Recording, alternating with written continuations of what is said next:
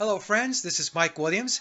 Back in September of 2019, I facilitated a roundtable with 3 colleagues who are excellent Paul is Dead researchers, and I thought it would be fun to reconvene and discuss our thoughts a year and a half later. And so without further ado, here's Sallie, Victoria, and Wendy. Thanks for listening. Okay friends, it's Mike, and I've got the ladies back together, and we're going to do a second roundtable. The last one we did was about 18 months ago, and so I thought it would be a good idea to get back together to talk about what has transpired over the last 18 months or so with regard to the McCartney and the Beatles conspiracy. And so with me is Sallie, Victoria, and Wendy. All 3 are excellent researchers, and we have been networked together for years now. For this show, we did create an outline, just so the audience knows, so that we can hit the points.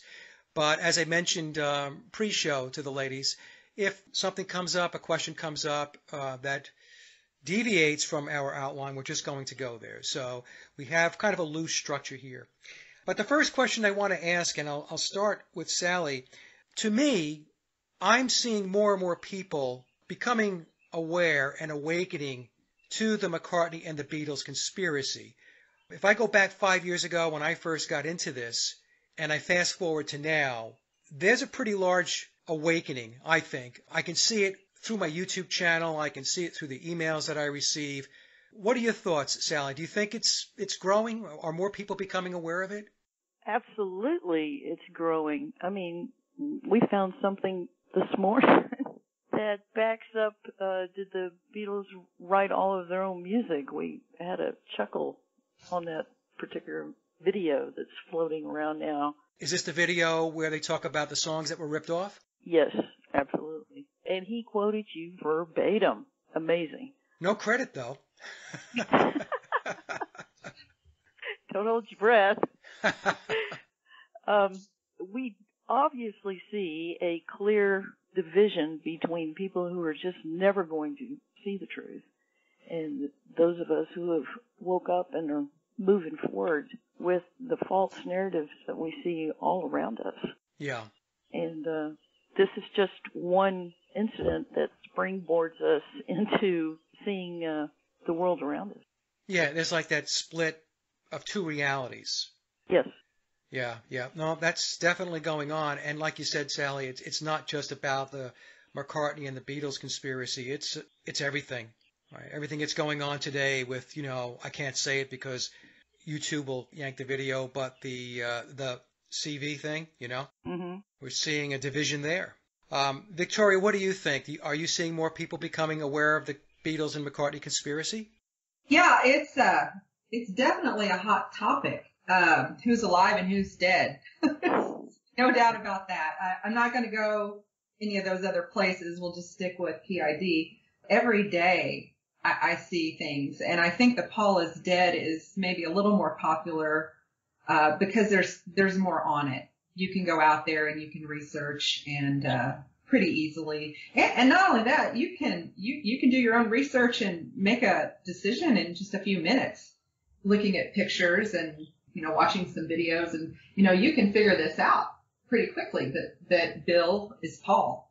And I think people are coming around wanting to know the truth, realizing after the events of 2020, whatever you want to say, that there's a lot of deception out there. And people are starting to say, hey, I'm not going to believe anything anybody tells me. I'm going to go back and start from the beginning and look at the truth. That's what I want to know. If I can find it, I want to find it. Yes. Yep. I agree with that. Wendy, how about you? Yes, I do, definitely. I mean, particularly this last year, I think as well, Billy has made himself more accessible. I mean, he's been doing sort of various online interviews and dispelling some Beatle myths in articles and magazines and everything. And there are far more sites available now. And I've found that the comments regarding the replacement are far less hostile and more open-minded. So I definitely think, there's definitely a change. Like I said, I'm seeing it. And I have to be careful when I say that because, I invest so much time in it, so, as you do as well. And sometimes we can just get lost in the work that we're doing and who we're networked with, and sometimes that can artificially unfold as more people becoming aware. But I'm actually seeing it through my YouTube channel, the comments, like I said, the emails, and the channel is now approaching 10,000 subscribers. It's not a tremendous amount of subscribers, but it's been a steady growth over the last 4 or 5 years or so. That's one of my barometers, that for something like this topic, which can be, very niche or niche, depending upon how you want to pronounce that word, to get 10,000 people to sign on or to subscribe, I think that's a pretty good indicator. Let me ask this question. What are your thoughts about memoirs? What do you think about memoirs over the last 18 months since our first roundtable? What is your take about the book Telling the Truth through historical fiction? And Sallie, what are your thoughts? The book has so many layers. I'm wondering whether or not each chapter, the numbers that he keeps throwing out through each chapter, reduces to 666.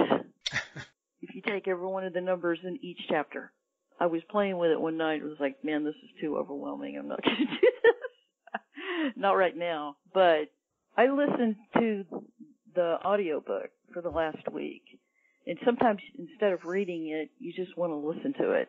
I got so much more out of that. He has some amazing insights on spirituality that I guess I never picked up before. The first time we talked about this book, I said that I slept with the lights on for a while because it scared me. And the reason it scared me is because it resonated with me so well. Opened my eyes to what is going on around.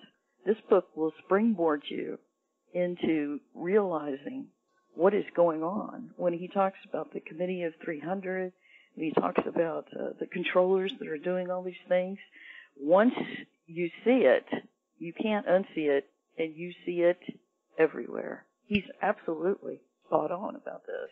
Yeah, that's the thing about the book that I've tried to communicate out to my audience, is that the book, although it obviously majors on the conspiracy, the McCartney and the Beatles conspiracy, the book is a lot more than that, because it's using the McCartney and the Beatles conspiracy to open your eyes to how the world really works.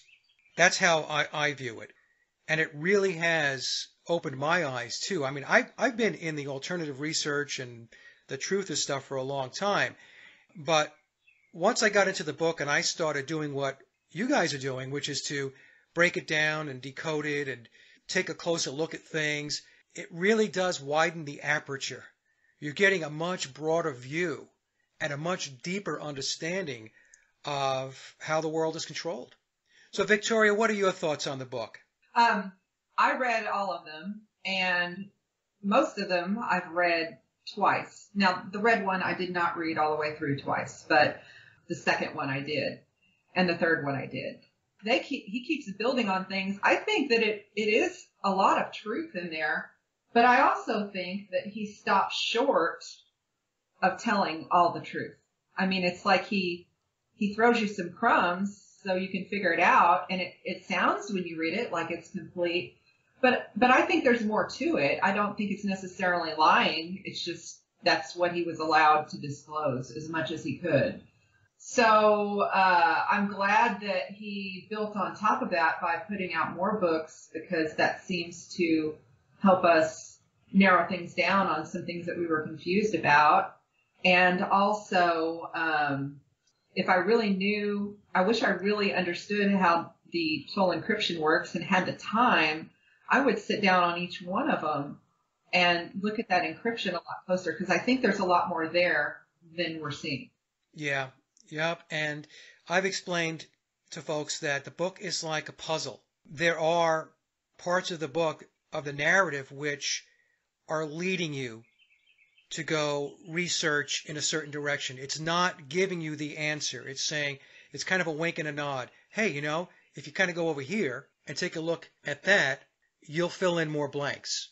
As an example, The second edition of Memoirs, the blue cover, which came out in 2018, is titled the 9 After 909 edition, which is a play on the song 1 After 909. And your initial thought is that 1 After 909 is just a song, and the book is playing its title off that song, but it has Crowley connections. Crowley published the Book of the Law in 1909. 1909. So the song 1 After 909, in my view, has connections back to Crowley, because he published the Book of the Law in 1909. And as we all know, that everything is connected. Everything is connected into the occult with the Beatles. It's connected back to Crowley. It goes back to Illuminati and free Masonic symbolism and all of that stuff. I wanted to add something to that I ran across accidentally. If you take 555, which is the time that the sun rises at Greenwich, it's also Hitler's officer number. That's the Hitler number, 555. If you take 5 and divide that by 55, it's 909. Very interesting. I didn't know that. I learned that. I just was doing some depreciation on some things, and I kept running across that and saying 909, that's awfully familiar. And then I looked at the source where it's coming from, the 555, and figured out that was that's a Hitler number. Very interesting. Wendy, what are your thoughts? Yeah, I think similar to you, Mike, in the beginning, I had absolutely no vested interest in the books, but because the Beatles were from the UK, obviously it's stimulated my interest in it. And I thought, they probably would slip up on some details in the book. And I really wanted to prove it wrong, but you can't.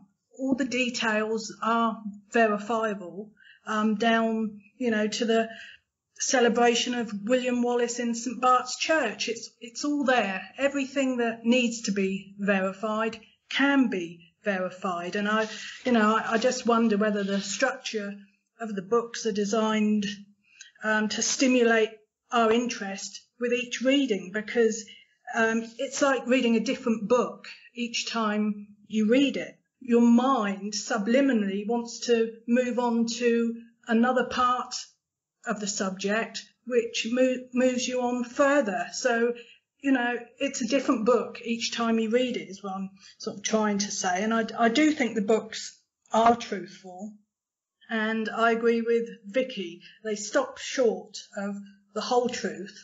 But then it's down to us, if we want to find out, to go and do our own research on it. I mean, memoirs, I almost liken it to a foundation course at college. It gives you the basics to move on and find your own information. Yeah, if he had to explain everything in the book, it would be 6,666 pages, right? So, we have to be intrepid enough to go take what has been given to us and do the research. Now, just as an example, I have another researcher who periodically contacts me, and they get into ancestry.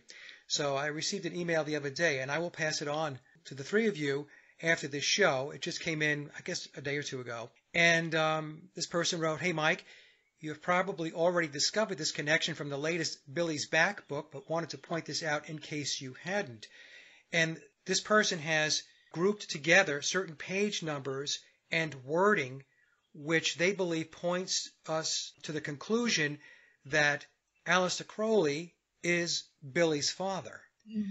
So they point to page 380, page 387, page 388, and 389. Yeah, so 380, 387, 388, and 389. So I will send this to you, because I won't do it justice here, because I haven't taken a close look at it myself, but I can tell you that this person has done some very good work, very diligent with tracing back the ancestry. So I'll send that along to each of you, and you can take a look for yourself. Yeah, I just wanted to say, didn't it say in the book that it's encrypted within the book who his father is? Yes. Okay. Yes, so maybe this person has broken the code, and so I'll send it to you, and then maybe what I'll do is I'll run it by Tom as well and see what he says. Well, in the audiobook, he he calls him Father Crowley, unless he's calling him a priest. Yes. Yeah, there's a quote as well from Aleister Crowley that Billy mentions in the book.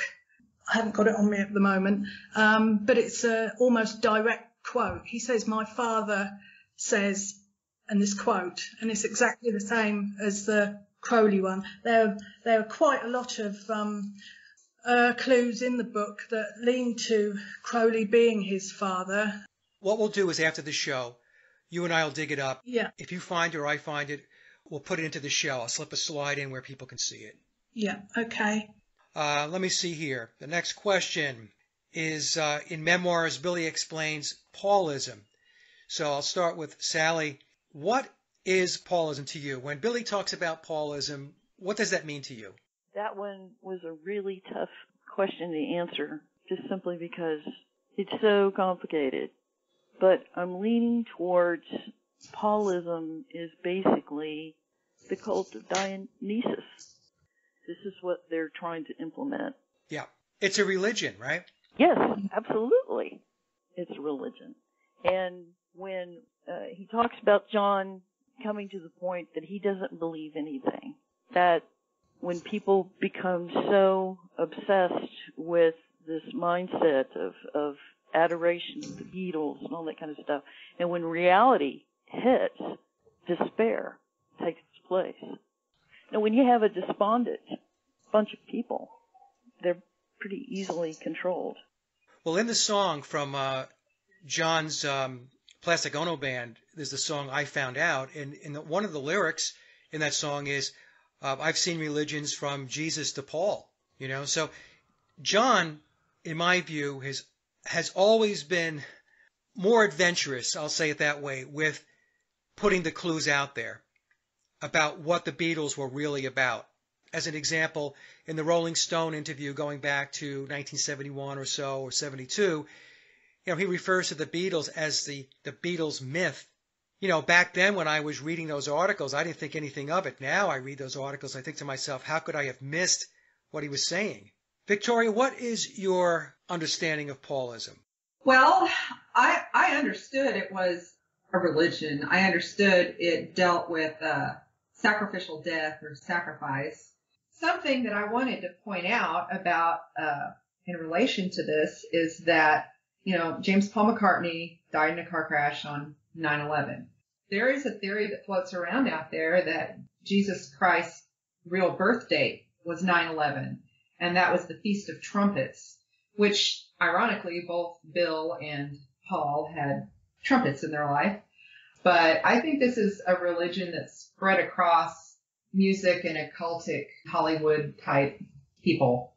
That's where you're seeing this, but it is real. I do believe there really is a Paulism, and that people follow it like Catholics would, or whoever else has their own religion. I really do believe that. Well, they have millions of followers, right? The Beatle fans, right? People who love Beatle music. They definitely, when I say they, the controllers through the Beatles, they definitely have a congregation. Paulism is a representation of a graven Christ figure. So he is like Jesus and other gods who died and were resurrected. So Paul died and he was resurrected through Billy. So he's the graven Christ figure. That's what Paul represents. So he is the Godhead of the religion, at least in the physical world. That's how I look at it. What good does it do if we understand Paul is dead, but if you don't understand Paul is dead, how could you truly be a worshiper? You see what I'm saying? Well, the worshiping doesn't have to be knowing. So, in fact, they prefer unknowing worshipers. So I've explained this in a number of presentations. What they do is they manipulate the thoughts and the consciousness. They're taking your energy. So they take your non-physical energy, which would be in the form of your thoughts and your consciousness, and they're able to harness that and then steer it toward their objectives.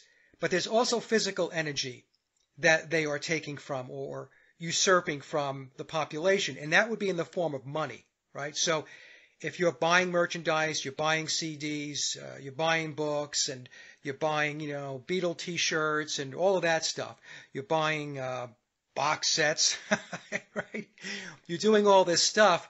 they are extracting that from you. My understanding and my interpretation of Paulism is bringing in a new age. It's a religion that has multitudes of followers, most of which are unknowing adherents in the congregation, that have had their thoughts and their lifestyles shaped, social engineered, to evolve to where we are today. So we know in memoirs it tells us that the Illuminati declared war on Christianity back in 1962.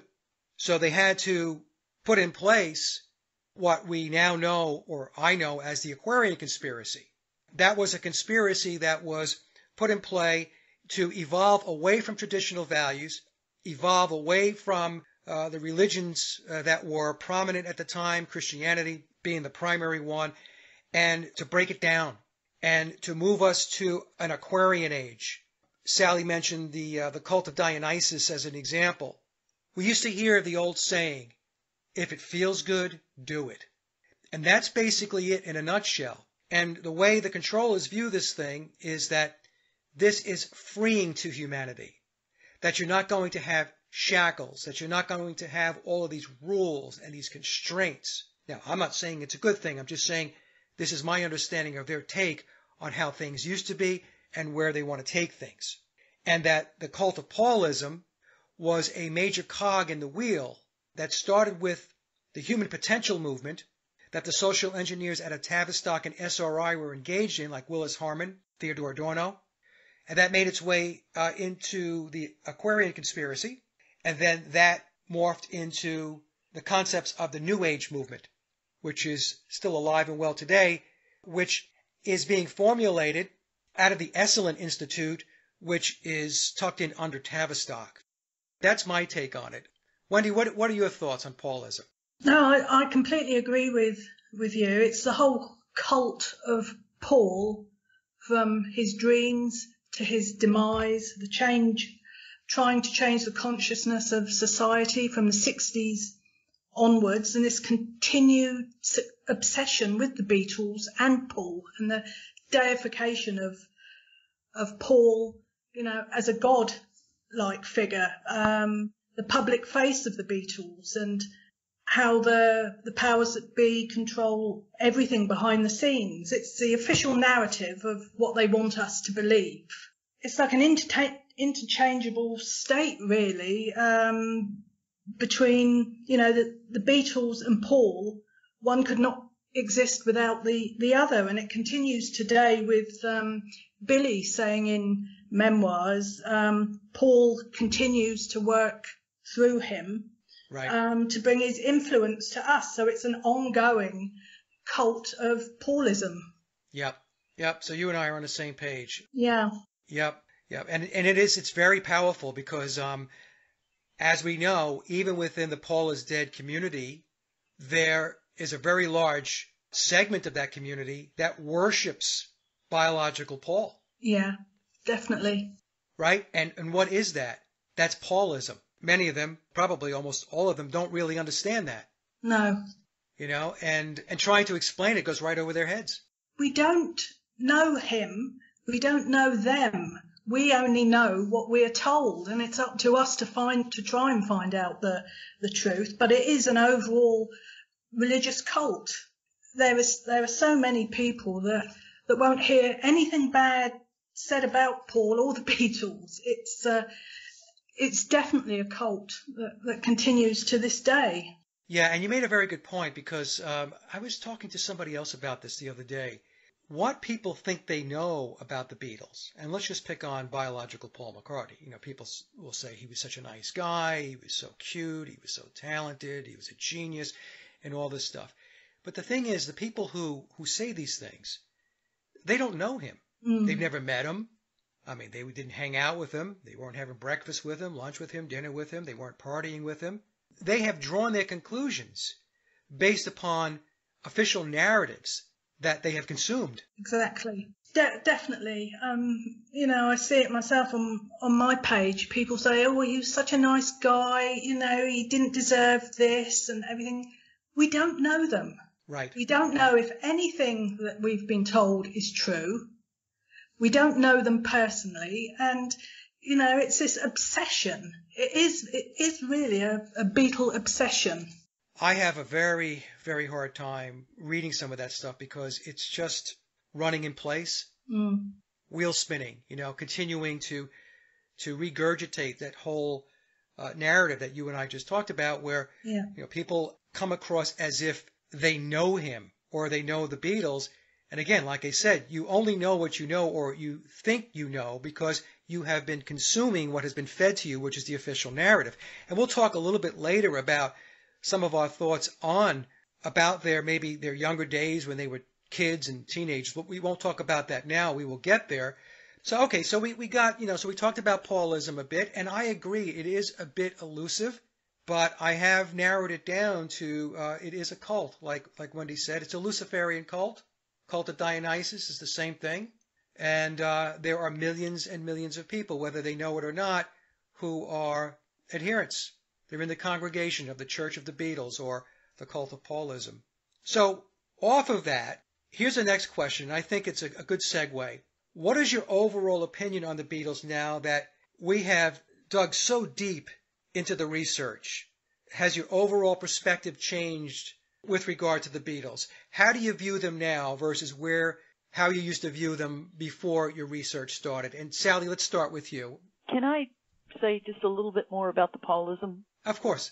Bill talks about how even people that don't understand that Paul died and was resurrected, by listening to the music that is constantly giving clues out in the songs, that you're accepting his death and resurrection because your subconscious is working out the clues that you are not particularly paying attention to. That's right. In your conscious mind, just by listening to the music and never accepting that's not the original Paul. On another level, you are, just by the fact that you're listening to it and that they planted all of these clues into your head through the songs. That's a very good point, Sallie, and I just want to follow up on that because people have asked me about, why the clues are important, and I explain that for me, the way I view it, and it's on the same track that you're on, those clues and that backmasking, they are ongoing rituals. So as long as people continue to play Beatle music, and I'm guilty of it, by the way, I still play Beatle music. I'm just saying this is the premise that it's ongoing. In fact, when George Harrison was asked about My Sweet Lord, and he was singing Hare Krishna at the end of the song, he was asked about that, and he said it's because it's a mantra. And he said by putting it in a song and having people sing it, it was, in George's mind, manifesting the principles of Hinduism and Krishna. These things are done intentionally and for a reason, and it's not because they're doing it on a lark, because, hey, I think it would be cool just to do this. No, it's not just cool. And by the way, the whole concept of doing things backwards is a tenet of Aleister Crowley. So, Sallie, how has your perception of the Beatles changed, or has it? Oh, man. Oh, my goodness. 5, 6 years ago or 10 years ago, I was playing Beatles rock band with my kids. And now, if I turn the radio on and a Beatles song comes on, most of the time I just turn it off. I've gone from one extreme to the other. And I'm sure eventually I will start to appreciate their music again. Anything that you're involved in, you don't necessarily know that you're involved in because the satanic controllers are at the top and they're involved and they run everything. So whether or not you're listening to music or whether you're doing this, you're doing that, everything has satanic overtones. So a lot of times I don't even listen to the radio anymore. Driving down the road, it's total silence. Yeah, I do the same thing. Yep. I'd rather listen to my own thoughts. Yep. Amen. Victoria, how has your perceptions and your thoughts about the Beatles, how have they changed? Well, that's a long answer. I'll try to keep it short. I want to kind of go back and bring the last question into this question. Lucifer in heaven was an angel in charge of praise and worship. So it is interesting in our world how such occultic things are brought forward through music. It should be no surprise, really, if you know that. Well, one of Lucifer's talents was that of music as well. Am I correct? Yes. So it really, if you understand that, should be no surprise that so much of this gets brought forward and has been for a long time in the music industry. How's my perspective changed? I think when I started this, the Beatles, I really, when someone said the Beatles, I thought more of the bubblegum, boy band, catchy tune thing. I really didn't pay a lot of attention, before I ran into this conspiracy and started researching it. I've gone through the whole, I felt bad for him. I felt sad for him. Then it's like, well, no, you did it to yourself. I mean, I have all the range of emotions. I also don't listen to music very much anymore.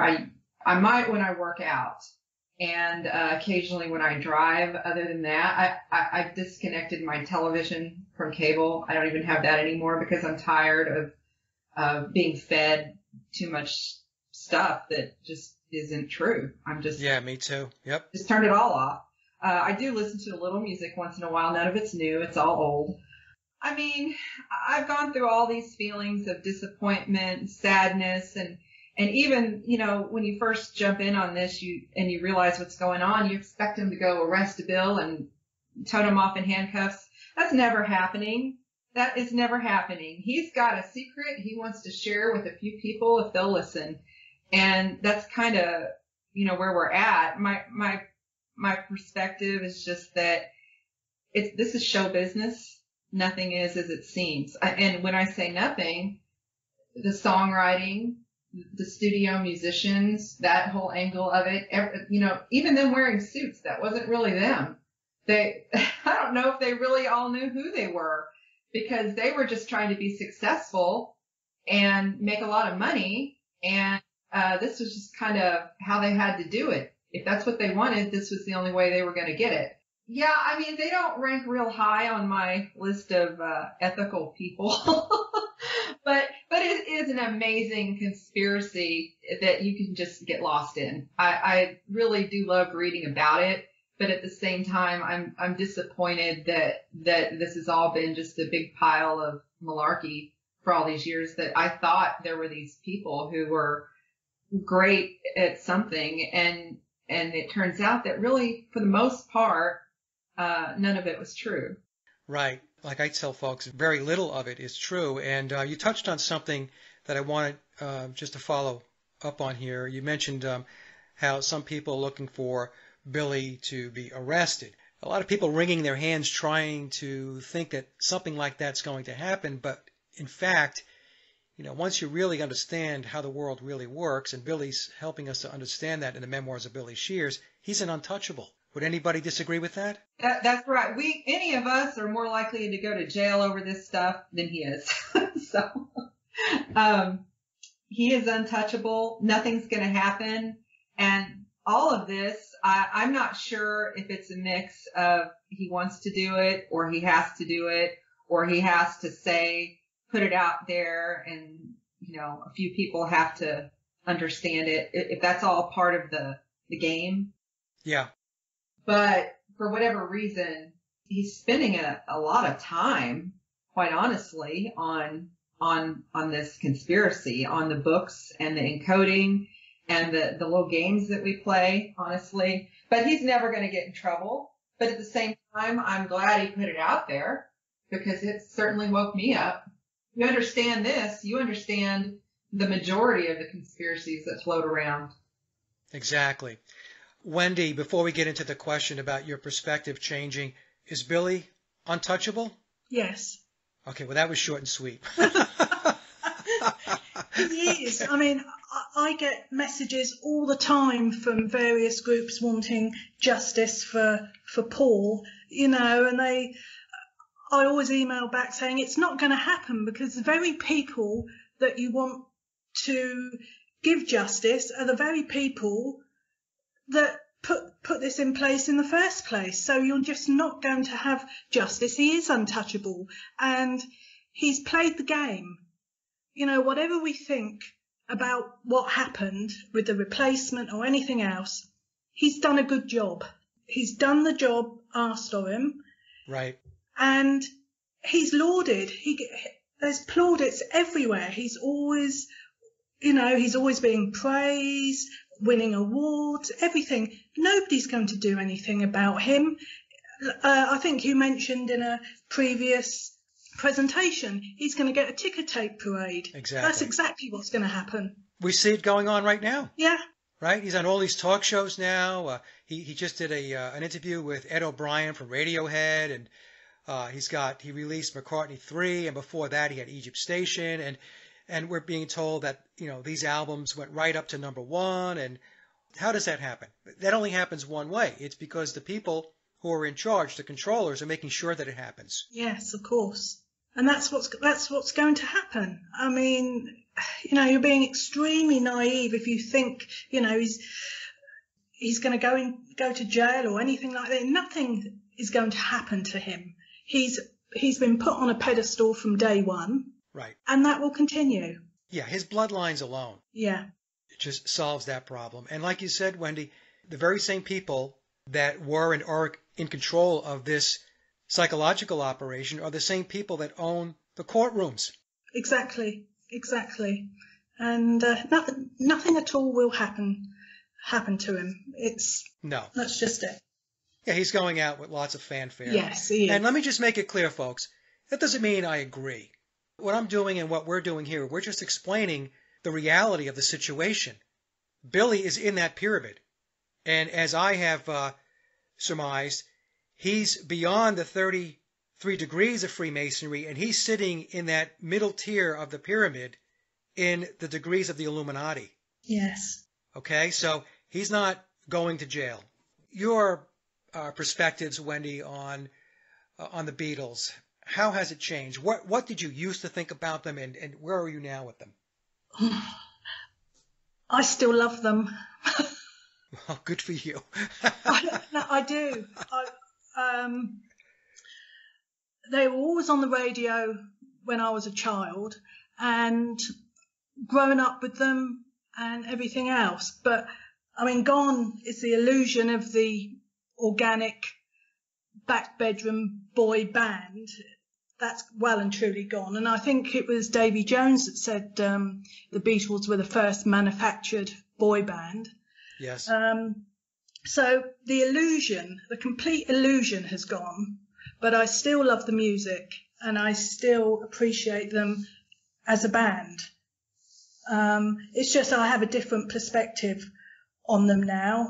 And, you know, I realise that, you know, if you want a career in the music industry, you've got to play the game, follow orders, and be prepared to perpetuate the agendas of the pyramid of power. And if you're prepared to do that, you can have a good career. It's a very narcissistic way of looking at things, but, you know, that's the way it is. But I still appreciate the music. I still play it. But as I said, now I've got a different perspective.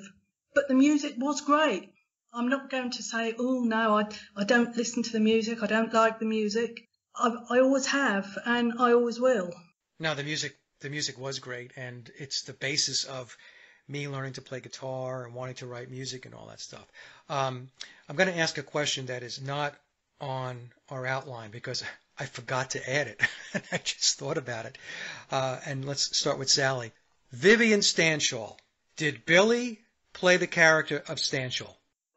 Yes, he did. When he talked about in the Urban Spaceman that he was playing Apollo, he wasn't being very flattering to Apollo, if that's what he was doing. But I have a whole theory about Pan and all this kind of stuff.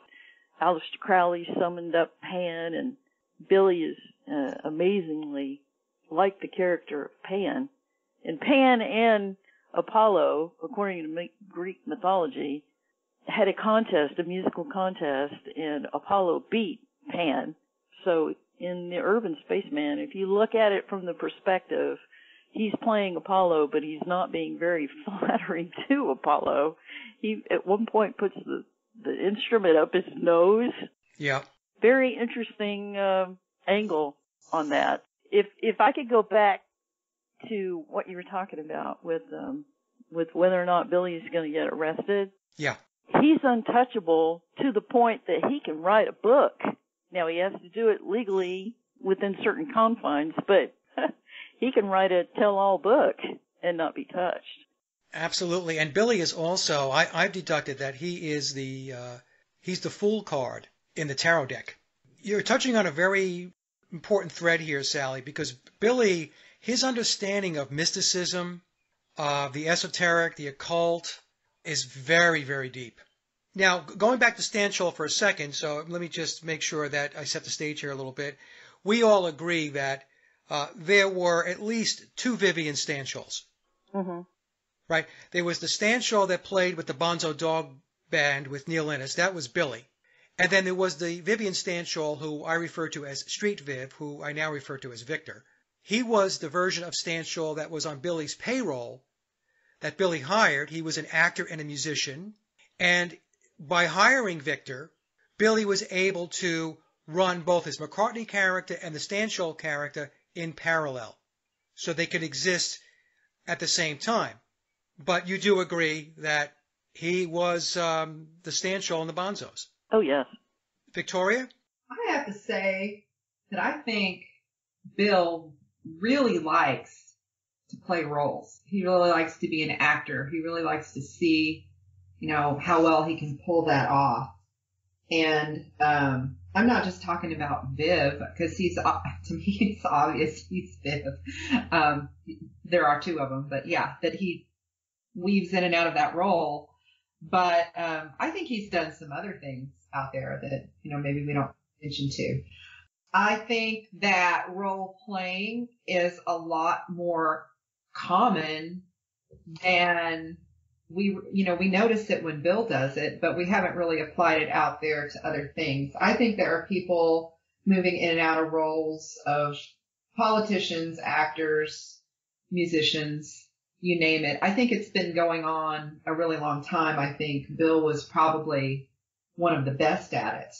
Now, some months ago, I sent you a picture of a book cover. It was like the back of a book or something from Viv, and he was posed in the same exact manner that Bill was on Sgt. Pepper's cover, and that he was also on Billy's back. He had his back turned. And I was just like, how could anybody argue that? I mean, it's obviously a clue. Well, people argue it because they don't want to see it. In other words, they have a narrative. They have dogma. And their narrative never included that aspect of the conspiracy. And so then when it was presented, when it was brought out by memoirs that he played the part of Vivian Stanchel in the Bonzos, there were people that just refused to go there because they just didn't want to believe it. It didn't fit into their narrative. Even when you show them very, very clear pictures, images, comparing Vivian Stanchel of the Bonzos with Billy, and you can see it's the same person, they still reject it. It's the same thought process. It's the same block that people have when you show them the different faces of Paul McCartney over time. But they still want to believe it's just one guy that's always played the part. So what do? They flat out reject those images that conflict with their belief system. I think that part of that is the issue that when we're fed this narrative, when you really think about it, for the most part, the Beatles stories, they don't change. I mean, I say they don't change. They might change very minimally, but we're fed. They're from Liverpool. They did this, they did that. They had a mom, they had a dad, they had whatever. It's always the same, where in the real world, you tend to see stories that change or get rewritten a little bit, but we always see these narratives come across. But what I'm getting at is that we've been programmed that that Paul is Paul, and he was raised here, and he had a brother, and he played a trumpet, and this and that and the other. But Viv doesn't fit into Paul's narrative. Right. Bib is something that Bill did to blow off steam. It was a hobby. He enjoyed it. And he lives in a prison per se, and I'm not trying to feel sorry for him. I mean, he wanted it, he asked for it, but he lives over here in this Beatles cave, and that's, to me, that's just how he gets away with just how he handles things psychologically. That's a release for him. He could go over with the doodahs and play whatever he wanted. And it didn't matter if it was good or bad. It was fun. So that was, his recreation to me. But I'm sure it's the same person, that Bill is Viv. And then there's another actor that helps do the role playing there the rest of the time when he's not available. And I think we see that all over the place with a lot of people. We just haven't really realized it yet. Well, maybe we'll ask Sallie about Don Henley's ears. don't get you started. That up. Man alive. All right. Well, we'll talk about Don Henley's ears in a moment. Let me just get to Wendy. Let's talk about her take on Vivian Stanshall. Well, I definitely think the short head version is Billy. I'm not quite convinced that he played the hexagonal version of Billy. I think that may have been someone else, but there was definitely the versions that played in the Bonzo Dog Band and the person that lived as Street Viv, as we call him. It's another conundrum, really, because people think, well, how can you play all these characters? But he was enabled and to be able to do this. And, the formula that the powers that be used are very simple in structure. It's the subterfuge around it that creates the confusion with all of it. But there was a comment in Memoirs where he said, even after Vivian died, in inverted commas, other people wore my Vivian costume. Now I'm paraphrasing, but that's basically what he said. So that's a very confusing comment, but I think probably 2 in the Bonzo Dog Band and 1 Street Viv. So what we're saying, folks, is that I had originally presented that there were 2 Stanshalls. There was Billy and the Bonzos, and there was Street Viv, or who I now refer to as Victor, taking the name out of Wikipedia, who was not in the Bonzos. But what Wendy is saying is that we might have a 3rd one lurking, and he was the one with those glasses. Yeah. Yes. Yeah, I think that's a strong possibility. And are you working on that one? You're going to solve the puzzle for us? I'll try. Yeah, so it's very, very interesting, and maybe we will, we'll hone in on whether there were 3 Vivians instead of 2. As if 2 aren't enough. Yeah. Now, we're going to get into something here. You all knew that I was working on the big presentation, did the Beatles write all their own music? And as you know, where I concluded was that from 1962 through 1966, because there were 2 periods. In fact, the Beatles even tell us there's 2 periods, right? Because we have the red 62 through 1966 greatest hits album, and then we have the blue 1967 to 1970. And the red and the blue coloring is Masonic, and it represents the Red Lodge, and it represents the Blue Lodge. And when I did the analysis, it took me a long time to do it, plowing through so much information, I deducted that the Beatles, biological Paul, John, George, and Ringo, wrote very little, if anything, during that period. That during that time frame, the songs were written by professional songwriters, with George Martin leading the parade. And I also believe that Theodore Adorno was involved with George Martin to do this.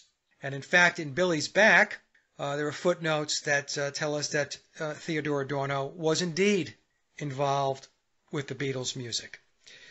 And then from 1967 to 1970, I said that we start to see more of the Beatles on the recorded tracks and also more of their own music, although from 67 through 70, Billy is still using outside songwriters to contribute to the songs that ended up on the albums or as singles. So, that's where I landed with it. It caused a big ruckus, obviously, not just outside of the Paul is Dead community, but also within the Paul is Dead community. There were a lot of people that were losing their minds over this. So I just wanted to get your take. And Sallie, we'll start with you first. Did they write all their own music, or did they not? Oh, they didn't. And Bill speaks of hiring other people plenty of times in the book. He definitely talks about that. Your presentation was just so excellent. How anybody could get through that and not leave. You're very thorough in your presentation. There's no way. It would just be impossible. Well, what did Pete Best tell us about the Hamburg days? Out of Pete Best's mouth, they had about 2 hours during the day.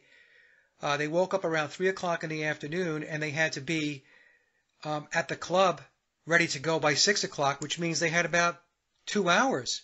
How could you possibly be writing music in Hamburg when you were playing from 6 o'clock in the evening to 2 o'clock in the morning, and then going back to, the dump that they were sleeping in, especially in the early days, and then waking up at 3 o'clock in the afternoon and starting the whole process over again? I mean, come on. There's no songwriting taking place during that time. Zero. How did you spend your time outside the club when you were basically through working? What'd you do? Well, by the time we'd finish working, in those days we used to work 8 hours a night. We'd start at 6 and finish at 2 in the morning during the week. What'd you do before? In other words, your basic time for enjoying yourself was before and maybe a little after, but most of the time before. What did you do before you went into the club? Well, by the time we'd woken up, it was about 3 o'clock in the afternoon. Oh, great. In other words, you had, all sorts of time. You had 2 hours to do what? Yeah, well... Did you walk around? Did you see the rest of Hamburg? Yeah, well, the first time we were there, we were like, as well as being musicians, we were tourists. How did people take you when you walked around? Did you walk around in black leather jackets?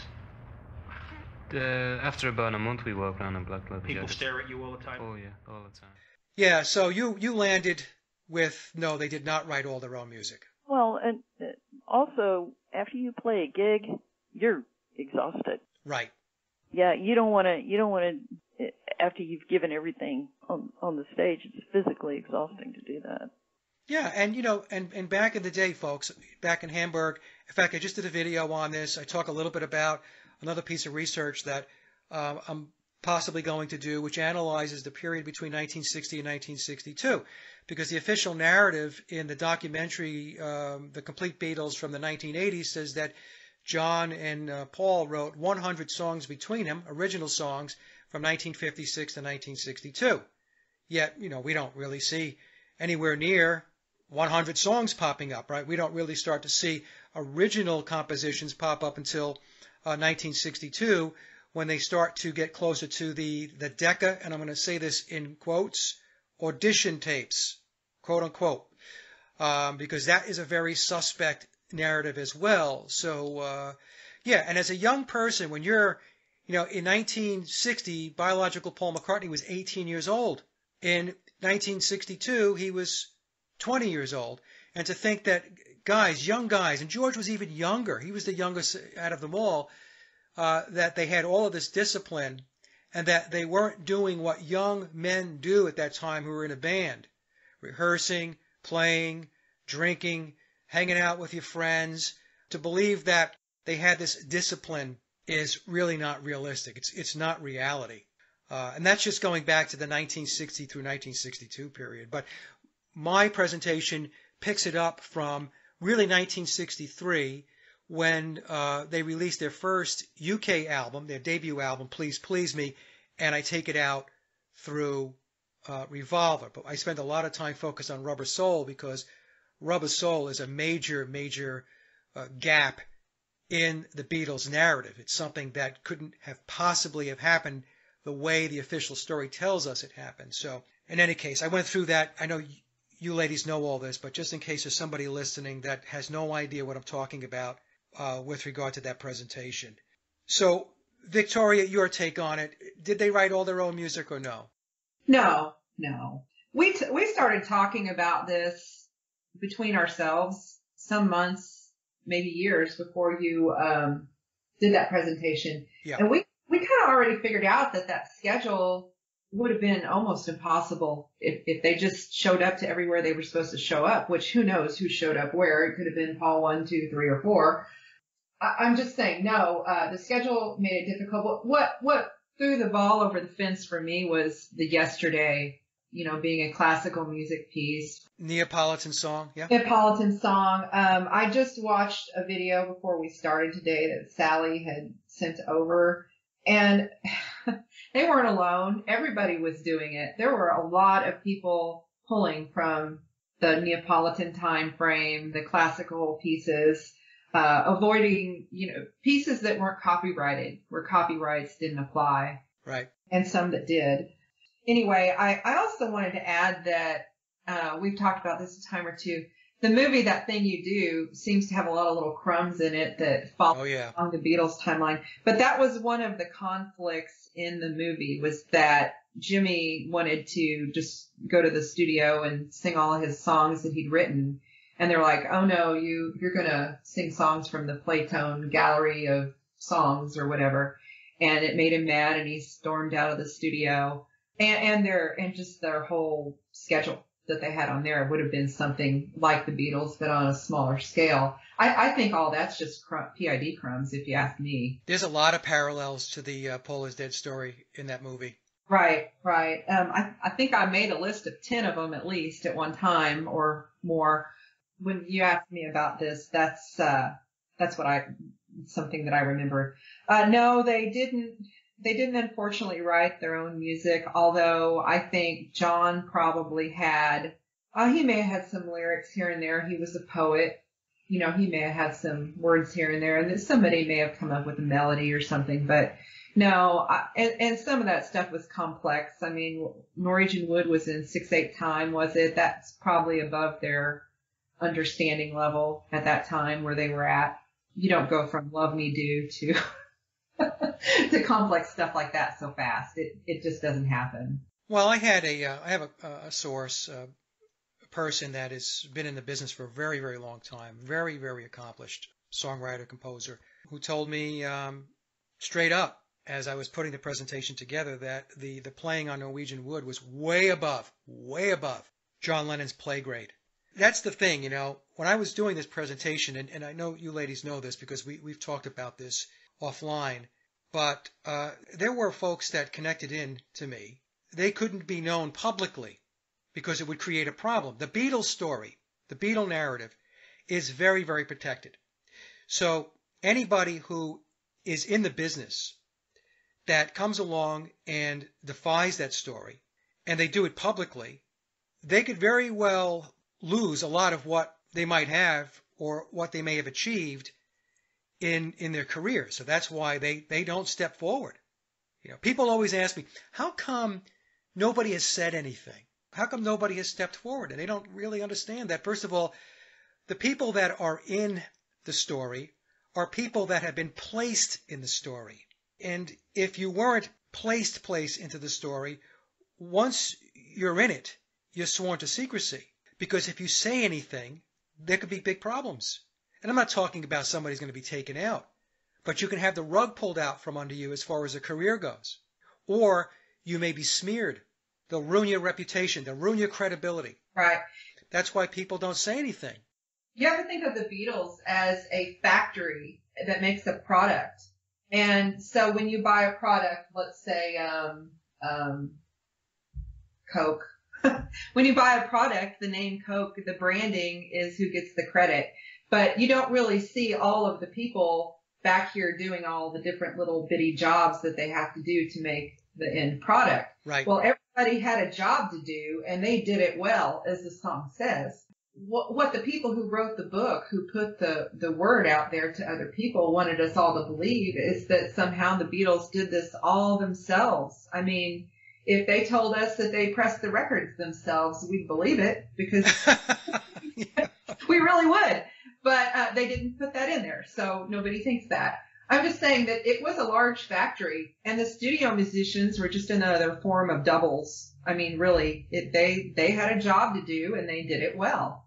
And same way all the way down the line. It's just that for whatever reason, at that point in time, the product was the Beatles, and so everything good or bad, got put on all four of them. I think that George's little incident where he was sued for copyright, that was no accident. They could stop things like that, like Milli Vanilli probably wasn't an accident.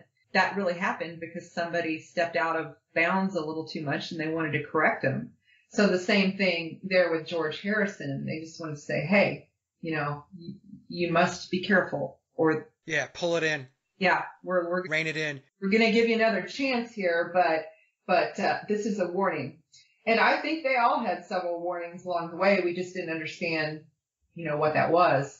But they're just a product. They're just a brand. That's all they are. Yeah, and the people have to understand that when we talk about studio musicians sitting down and recording the music, people think, oh my God, that's heresy. But go back, folks, and it's on YouTube. Watch the documentary, The Wrecking Crew. Go back and watch that documentary. That was the model that was used in the music industry in the 1960s and the 1970s, and how music was created, how it was put together, produced, recorded. Watch The Wrecking Crew. And then, if you want to understand how it was done from the 1980s on, go watch the documentary. I think it's on Netflix or Amazon, called Hired Gun. So those two documentaries, The Wrecking Crew, to understand the 1960s and the 70s, and then from 1980 on, Hired Gun. You watch those two documentaries, and what we're talking about right here won't seem so crazy. Wendy? Yeah, just quickly on session musicians. I was talking to someone, and they were saying that to work as a session musician, you have to be of an extremely good standard, but you're there on trust. And if people can't trust you, you don't work again. Right. So, people saying, oh, well, why didn't they say this? Why didn't they say that? They wanted to work. And if you want to work, you could basically keep quiet. Plus, back in the 60s, I watched the Wrecking Crew documentary when they were talking about the work that they were doing. They were paid well. Mm. That's the other thing. So it's not only just getting work. You're getting work and you're getting paid well. So are you going to jeopardize that? No, you're not at all. I mean, it's, everything is on trust. And if people can't trust you, they're not going to use you. And therefore, you're not going to get work and you're not going to be well paid. So people, kept quiet. And that was it. It's the way of everything, really, isn't it? If you want to get anywhere, get work, move on, you have to be able to be trusted. Well, it's the same thing that's going on today. We don't have medical people talking about the adverse effects to the you-know-what, and why is that? Because if they do, what's going to happen? They're going to lose their jobs. Yeah, exactly. So they don't say anything. They bite the bullet. They look the other way. Mm. So the Beatles are not the only example of where this type of tactic is put in play, and we see how people just turn a blind eye, or they zip up, or they're in the club. Yeah. Right? That's the other thing. They're in the club. So, they're bound by the Brotherhood, by Freemasonry. So, we obviously have to put that into the mix as well. But as far as writing their own music, Wendy, what were your thoughts about that? Well, I'm assuming as, sort of young people, they did play around with lyrics, strum guitars and everything like that. And probably, they had an input with sort of various ideas to the main songwriters. But the early songs were relatively unsophisticated. So, it could be possible that a few of their ideas were incorporated into some of the early lyrics. It is possible. But as for actually the ongoing process of writing songs and the music and everything, for a start, they didn't read or write music. And as they got established and more popular, they just didn't have time. I mean, Memoirs mentions them being exhausted from touring and constant interviews, doing what young people do, making films and public appearances. There just wasn't the time, even if they were able to do it, which I don't believe they were. I just think they were perhaps at the beginning just, putting in various ideas to the main songwriters, but I don't think it went any further than that. No, I agree. So people ask me that. They'll say, well, are you saying they didn't contribute anything or they didn't play on any of the tracks?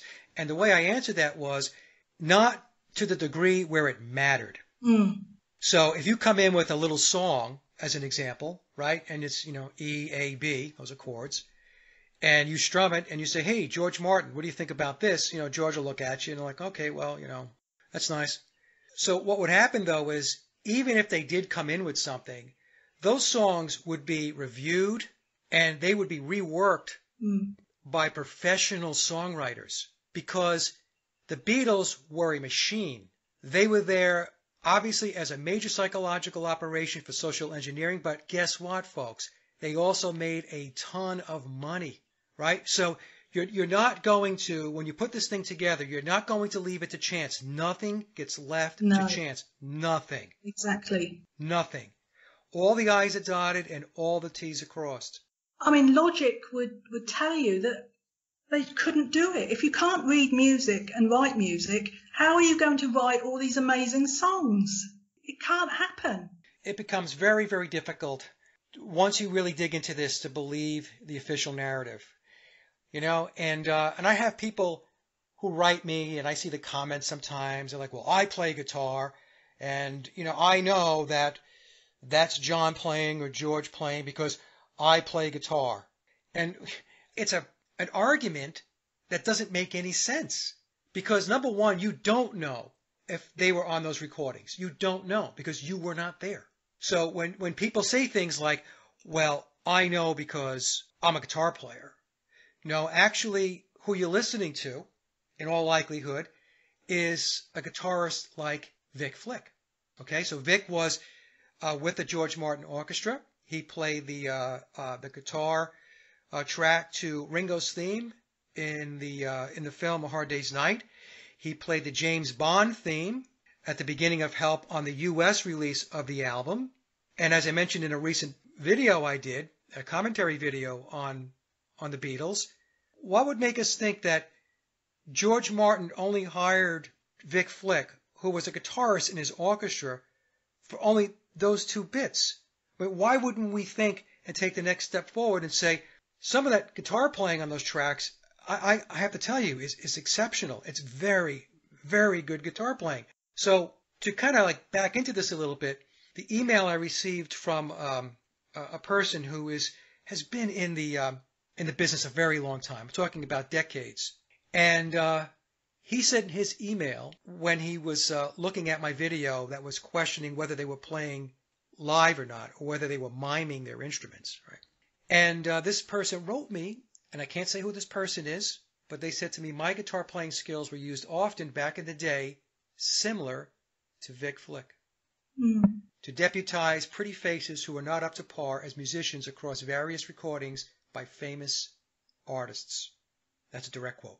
It's mind-blowing when you think about it. But, I mean, logic again would tell you, why would you let amateur people try and write music? You wouldn't when you've got a bank of professionals there to play and to write music. And as you said, it's a machine. It's an industry. It's there to make money. And George Martin was under a lot of pressure to deliver 2 albums a year.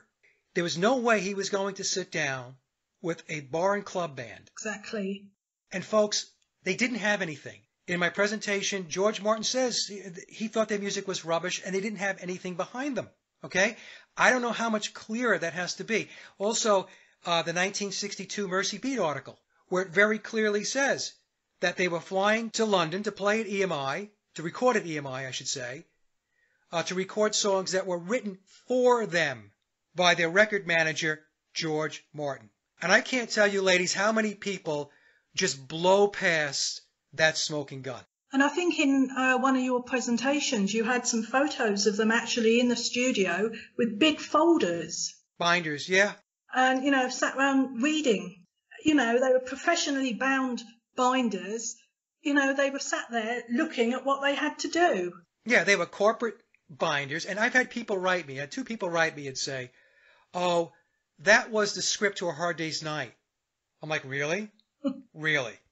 Like they're reading the script to A Hard Day's Night around a piano in an obviously staged photo. You know, this is the lunacy Yeah. of the thinking of people that just cannot come to grips with the fact that it is not what they were led to believe that it was. They can't let it go. They can't. No. You know, they can't let it go. Anyway, so this is going to lead to the next question, and we won't spend too much time on this, and we'll shift over to Sallie now. So now that we've talked about the music, and we all agree that they did not write all of their own music, and again, folks, I'm not saying they didn't write any of the music. I'm saying they did not write all of their own music. Okay, so there are pieces that they did write, especially as we got into the Sgt. Pepper era going out through Let It Be. But how important, Sallie, was George Martin to the process?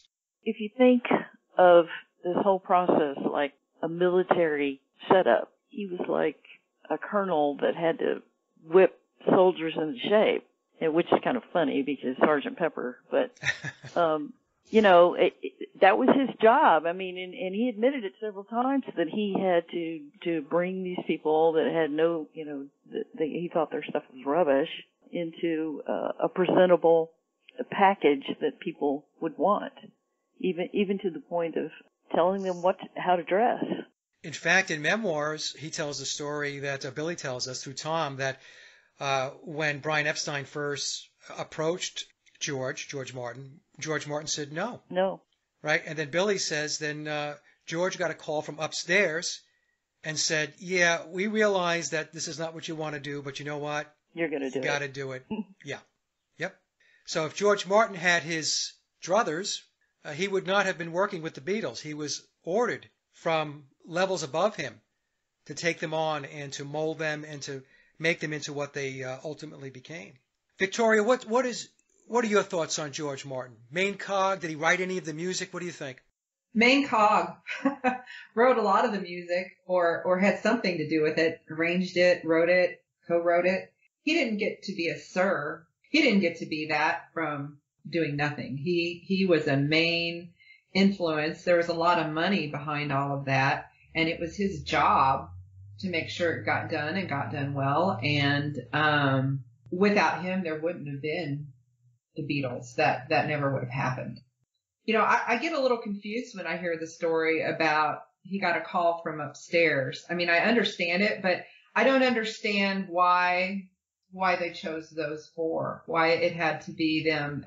They didn't sing any better, other than possibly they were already mind controlled somehow, and that's why it had to be them. Yeah. Obviously, he didn't want to work with them. He probably didn't want to do rock and roll for that matter, but it paid off for him nonetheless, obviously. And he's probably bloodline. Oh, I would say without a question of a doubt, George Martin's got bloodlines. Yeah, so Yeah. if he set into something, he was going to make it happen. Wendy, what are your thoughts on George Martin? Well, he gave the Beatles their contract with EMI.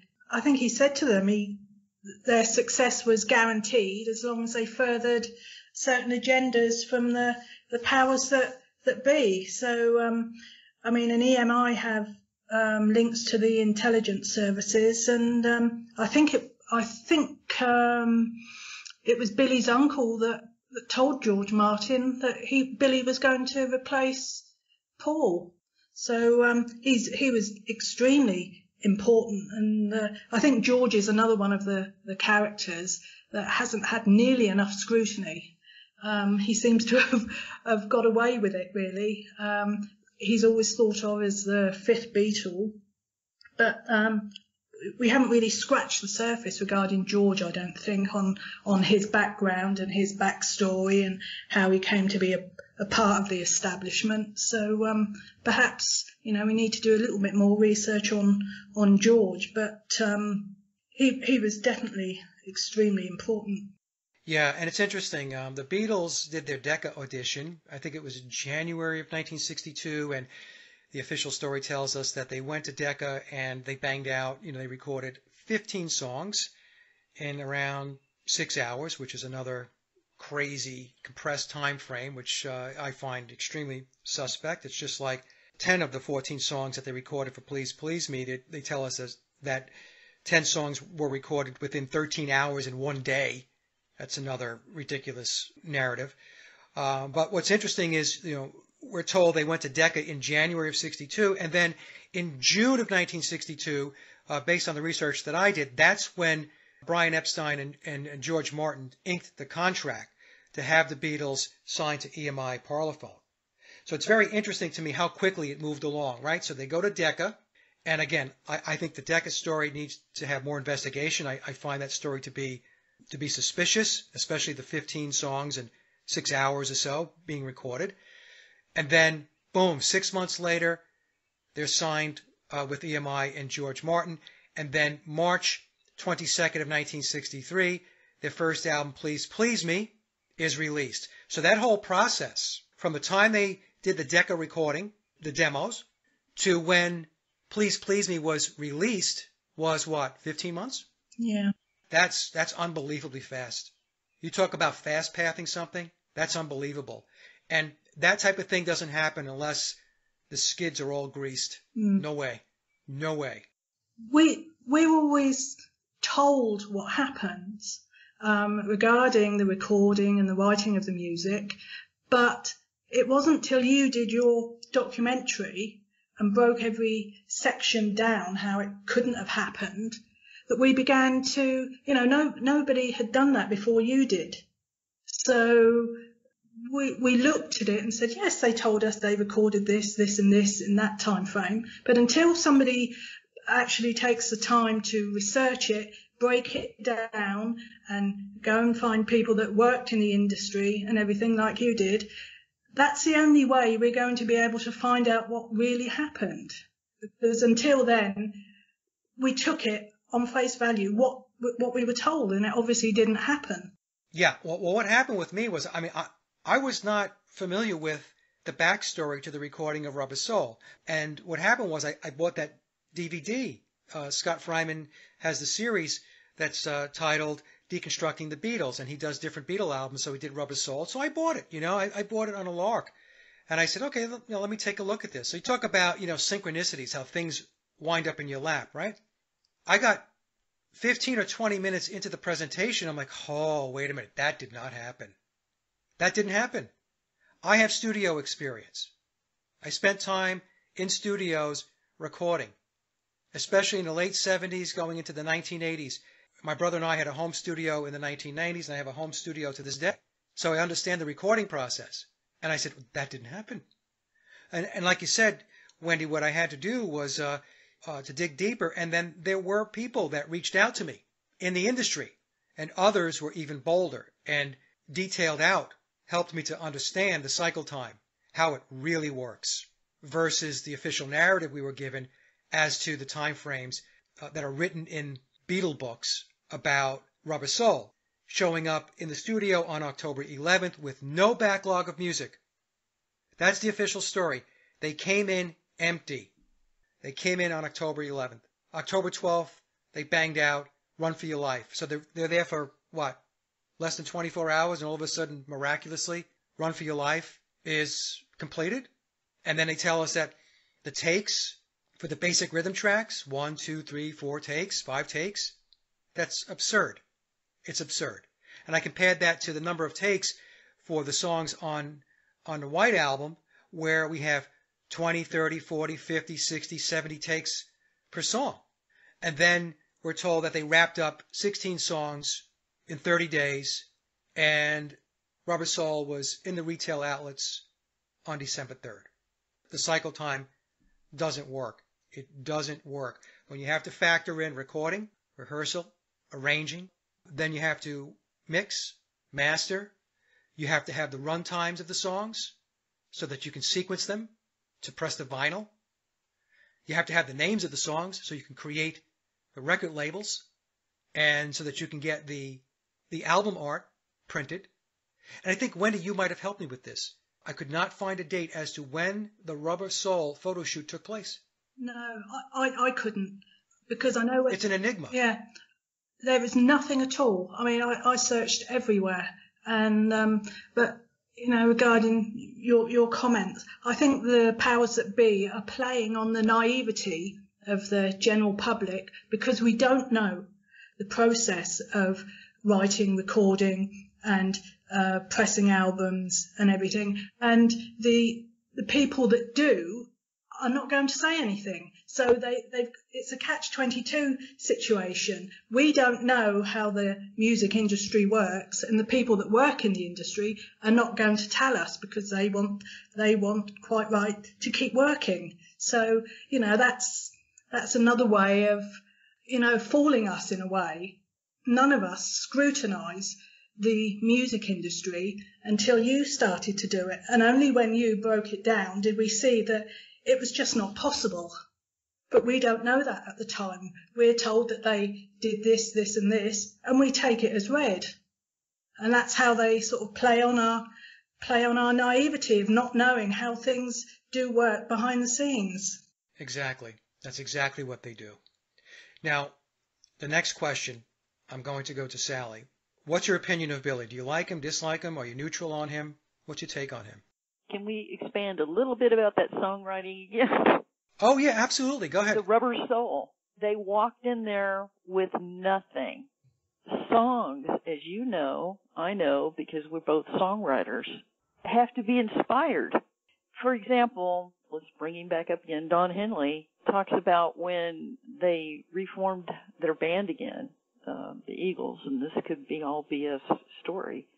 But one of the things that Don Henley brings up is, well, when we write a song, and I know you really like this song, Get Over It. Yeah. Where he said, I've been thinking about this for a very, very long time. It's grating on my nerves seeing all these whiny people and all this kind of stuff. So to walk in the door, you don't have any songs. Those songs have to be brought about by some type of inspiration. Exactly. And again, the official narrative, right? Right. Says that they had nothing when they came into that studio. Tidbits of this and that. In fact, hold on a second. Let me pull up a chart that I have from the presentation, and I'll run this down for the audience. Bear with me one second. So they entered the studio on October 11th, and then we're told that on October 12th, Run for Your Life was done. Then we're told that 2 days later, on October 13th, Drive My Car was done. And then we're told October 16th, 5 days later, Day Tripper was complete. On October 18th, 7 days since arriving in the studio, If I Needed Someone was completed. October 21st, 10 days in, Norwegian Wood. October 22nd, they finished 2 songs, In My Life and Nowhere Man, 11 days in. We Can Work It Out, 18 days in. Michelle, 23 days in. What Goes On, 24 days. Think For Yourself, 28 days in.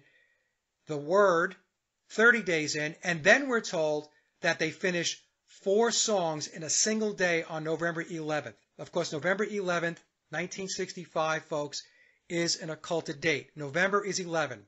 The 11th day, 11. 1965, the last 2 digits of the year. 6 plus 5 is 11. 11, 11, 11, 33. We're told on the last day, November 11th, they finished and completed You Won't See Me, Girl, Wait, and I'm Looking Through You. And they tell us that Wait, some of the basic rhythm tracks were recorded back June 17th, but they finished up the song on November 11th. It's ridiculous. The whole time frame is ridiculous when the story's telling us that they came in with no material. And they just conjured up inspiration for every one of those songs in that amount of time. Right. And so then, once they finished up on November 11th, George Martin had to go through the songs. He had to mix them down. He had to figure out the run times and all that stuff. Yeah, well, when was all of this stuff taking place with regard to the record sleeves? Right. That all had to take place beforehand. So what we're saying, folks, and if you haven't watched the presentation, watch it. Take a look at it and listen to it and follow it, and you'll see that the whole process of Rubber Soul had to start way before the Beatles ever showed up into the studio in order to have that record out in retail outlets in time for Christmas on December 3rd, 1965. So, in any case. All right, so let's go back to Billy here. Sallie, like him, dislike him, or are you neutral? Oh, I like him. Okay. You know I do. Why do you like Billy? I like him. I like his humor. I like his creativity. I like the fact that, as Tom said the other day, he's been walking a fine line since he started. Yeah. He's being honest in the way he's, masterfully speaking. In one of his chapters, he talks about saying stuff and have several different meanings, and you have to figure out where exactly he means by what he said. I appreciate the fact that he can take situations, The Long and Winding Road, Golden Slumbers, all of those songs, when you find out the meaning behind those songs, are absolutely gut-wrenching. I mean, they can be, just by most of the time until we did a deep dive into memoirs, we had no idea what most of these song lyrics meant. He's extremely gifted. I think he's been calling the shots for a lot longer than he admits it. That video I showed of Hey Jude at the beginning, he looks like he is telling the cameraman where to point the camera. He nods when he's playing Hey Jude to, I think it's David Frost. At one point, the camera is pointing to him, and he nods right at David Frost, and then they zoom the camera in on David Frost. I mean, he looks like he's been running the show from the get-go. Yeah, we're going to talk about that in a bit, about how early do we think Billy was actually in the pipeline. Yeah, I think he was a studio musician. Yeah. Hello. All right. So, yeah, I'm grateful. If nothing else, I'm grateful for the fact that he wrote this book. And like I said before, it has springboarded me into understanding gematria, to how the controllers work, how everything is a fabrication of reality. But that book has definitely springboarded me into it. And so I'll be forever grateful to him.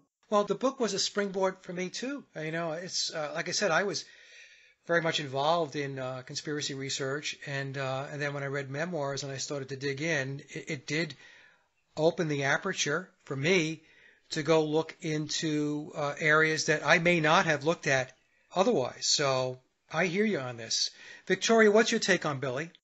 Hey, quickly back on the last question, I won't linger, but the cover photo, I think you and I had talked about that, or I looked into it and found the same information you did. The cover photo was like from May or something. It was from when they were filming Help. Yeah. Regardless of what what that photographer says in the fall happened or whatever, that was from when they were filming Help. They all had the same clothes on that they had in one of the scenes of the Help movie. And then some of the other pictures on the album I recognized from when the Beatles visited my area. There's still newspaper articles and things that come out. So I recognized one of George's pictures from that. So that had to be 1964. They just used a bunch of old pictures and threw that album out there and then created a story. That's what they did. But back to Bill. I have come full circle with him.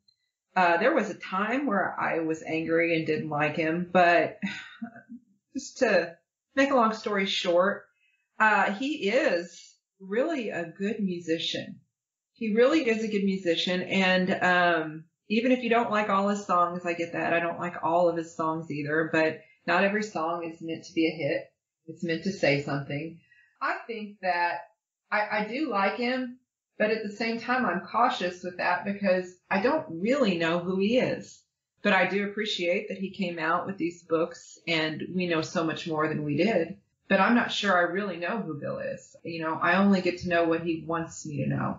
So of that part, yeah, I do like him. This is all a little beyond my full comprehension and understanding of why people do this, but it's just a world I don't live in. This is his world, not my world.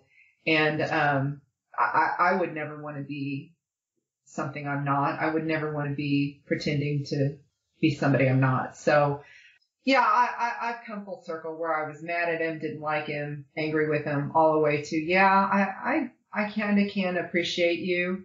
And at least you did come out and try to set it straight, even if it was kind of behind the scenes a little bit. Yeah, cryptic. Yeah. Wendy? Well, from what I've read, I like him. I think he's played his role of Paul to the best of his ability. I think only now we're getting a glimpse of the real Billy with his opinions and on various subjects and with his artwork. There's a lot of his artwork online and poetry. And I think his participation in recent interviews and magazine articles, I think he's trying to get as much of himself across as he possibly can without spilling the beans completely.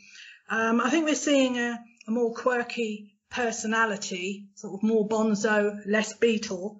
And I hope in time that we see a bit more of his real personality coming through.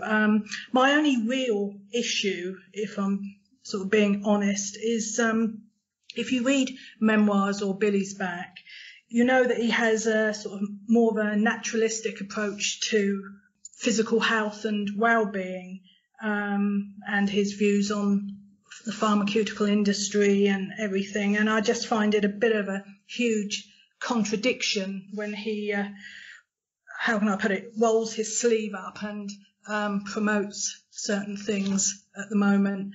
And, you know, I know, I watch that, I see it on the news occasionally, and I think, oh, why are you doing that? Well, of course I know why he's doing it, but, you know, it's just a bit hypocritical. Yeah, it's interesting. You reminded me of a clip that I've shown a couple of times.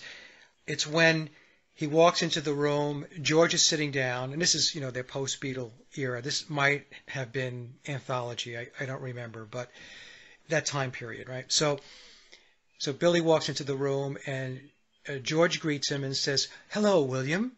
And Billy has this leather jacket on, and yet he's supposed to be a vegetarian. Yeah. Right? I'm going to paraphrase here, but George said something quippy, and he said, "Is that like a vegetarian jacket or something?" And it was just very, very funny, you know, because like you were just saying, you know, we have this kind of this little bit of this dichotomy, you know, maybe a little bit of this hypocrisy. Mm. I will tell you, and I'm being honest, I'm neutral with him as I am neutral with biological Paul McCartney. You know, we have these factions out there that, oh, if you don't love biological Paul McCartney, you know, then there's something wrong with you. I mean, he's this and he's that and so on. And Billy's the devil, you know, Billy's Darth Vader. And to be honest with you, you know, I've said for a long time that I look at the biological Paul piece of this as a subplot because there's a much larger play in play. The whole psychological operation, how they did it, the players. I mean, it's just absolutely fascinating when you look at it and you take a look at all of the elements that are in this psychological operation, you know, the pyramid of power. They talk about the Illuminati, Tavistock, mind control, social engineering, the drug culture, Crowley, magic, numerology, mysticism, Luciferianism, Satanism. I mean, it's all there. It's all packaged in there, you know. I'm really neutral on him. To me, he's just somebody that I study. Does that make sense? Yeah, completely. I mean, my opinion is purely from what I've read in memoirs, and I like a lot of his opinions. I agree with a lot of his opinions, but as you say, we don't know him. We don't really know him. We only know what we know from memoirs. What he wants us to know. Yeah, exactly what he wants us to know. Probably in time we'll get to know more information and more about him, and, you know, we could change our mind. Who knows? But I can only, you know, give an opinion on memoirs. Yeah, I hear you. Let's move to the next question. And we touched on it a little bit. Sallie, I'll start with you. How long do you sense Billy has been in the picture? Do you think it was late 1966 to current day, or do you think that Billy was in the pipeline, in the mix, involved in the Beatle machine going back before 1966? Oh, I think he's probably been there since the beginning. Definitely a studio musician, like I mentioned before. And he already had in his mind, well, according to the book, where he wanted to go and what he didn't want to do as a Beatle. Yeah. So, yeah, I think as a studio musician. And he does mention that he's played on an awful lot of records and never got any credit for it. Right, right. So do you think he goes back to what, 1962, 1960? What's your gut? The reason why I ask is because he did drop a clue a couple of years ago when he said he wrote the music to In My Life.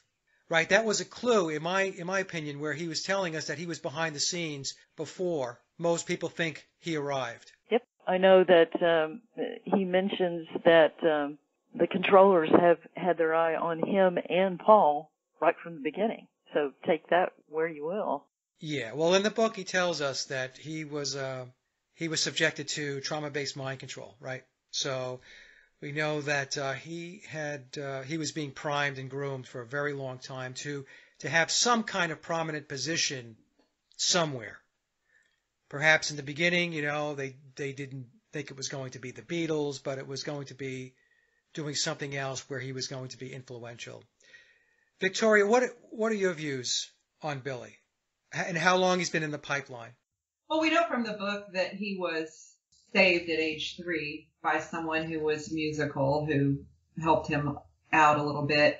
I think he was around the Beatles from the start. I think he was there all the way through, the early 60s, 60 to 62 even, at least as a studio musician. And he probably played on a lot of their stuff, but he could have even been a studio musician back into the 50s, possibly. I've always just, and this is just my opinion, I've always felt like he went to a musical school like we would see here in the United States. I think the TV show and movie Fame was a musical academy of musical and acting and things like that. I think he probably went to something like that because he knows how to play. He has an understanding of how to play a lot of different instruments and different types of instruments. So maybe he had composition training or band director training or something like that.